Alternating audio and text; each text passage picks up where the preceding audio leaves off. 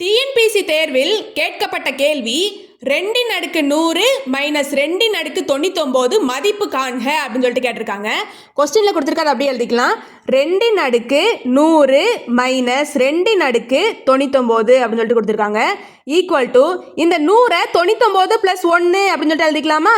அப்போ 2/99 + 1 - 2/99 equal to இந்த 99ம் 1ம் 2க்கு காமனாக இருக்குது. அதனால் 2/99 × 2/1 அப்படின்னு சொல்லிட்டு எழுதிக்கலாம்.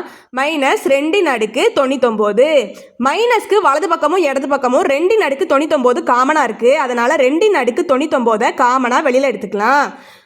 இன்ட்டு 2 - 1 அப்படின்னு சொல்லிட்டு இருக்கு.